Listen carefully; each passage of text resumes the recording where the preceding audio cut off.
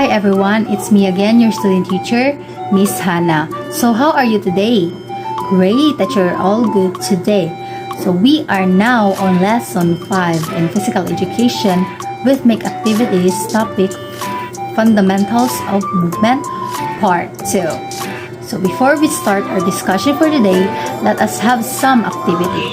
So in our activity, I will post pictures, and all you need to do is to differentiate the pictures that shows the locomotor and the non-locomotor movements. So is that clear?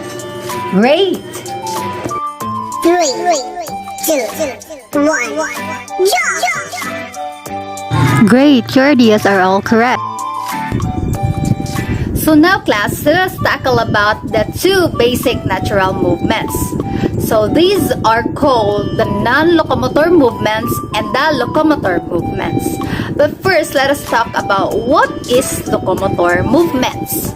So locomotor movements are those that move the body in space in any direction with the feet as the moving base.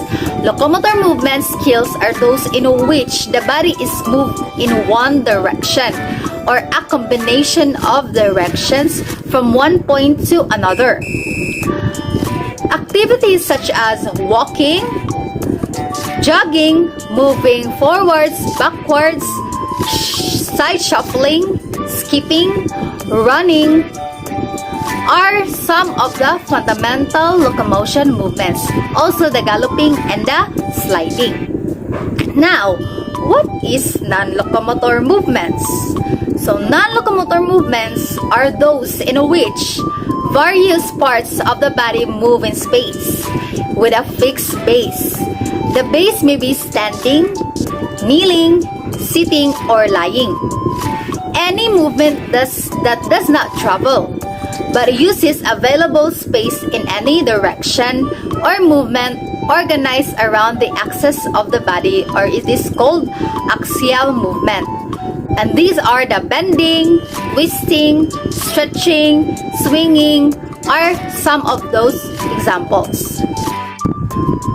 So there are 7 kinds of non-locomotor movements, but let us tackle about the first one. This is called flexion.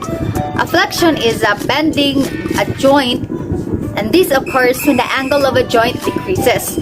For example, the elbow flexes when performing a biceps curl. The knee flexes in preparation for kicking a ball. Extension, strengthening a joint. Flexion is the bending or shortening of a body part occurring at a joint. Extension is the opposite of flexion, describing a strengthening movement that increases the angle between the body parts. For example, when standing up, the knees are extended. When a joint can move forward and backward, such as neck and trunk, extension is movement in a the prior direction. So, extension is the turning, twisting, or circling. Next is the pendular movement. This is consisting of a release with gravity, an arcing follow through, and a suspension. Usually done in a triple rhythm. Tilt in a modern dance, a movement that leans to the side away from an extended leg. So pendular includes the swaying arms for backward, forward, and sideward. Next is the percussive movement. A movement quality that begins with a strong, sharp impetus, expands an energy in spurts, a small or large explosions, stops suddenly at any point and then may start again. Percussive includes striking and hitting, pushing and pulling. Next is the vibratory movement. A movement quality that results when extreme tension is applied to a body part, which responds with a series of fluttering, quivering movements. This includes the shaking or the beating. Next is the sustained movement. Sustained movement are a movement quality that is characterized by an even flow of energy resulting in motion that is ongoing and smooth.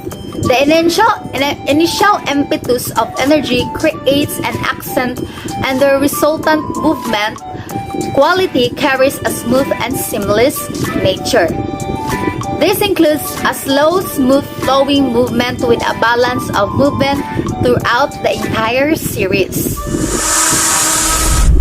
Next is the suspended movement, a movement that results when the initial force is expended for an instant and momentary stillness is a space is achieved.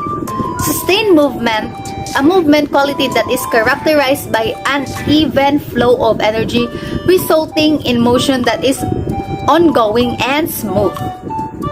So this includes a sharp movement followed by a series of slow or prolonged movements until a peak is reached.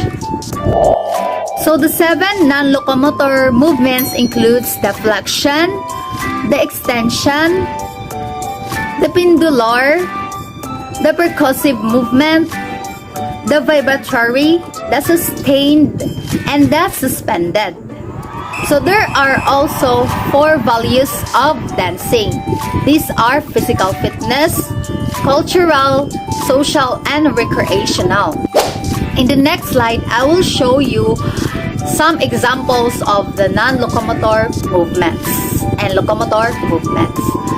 So you must listen carefully.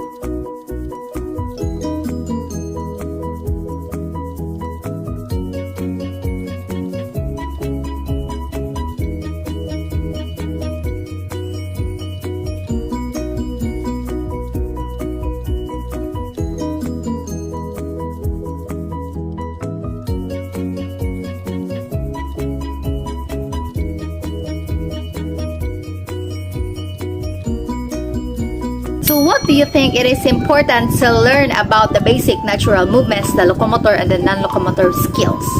So we all need to move from one location to other throughout our daily lives. The other more extensive answer is that using these skills provides us opportunities to develop a healthy lifestyle with daily physical activities. Locomotor skills help our bodies with cardiovascular health. So that is it for today. Thanks for watching.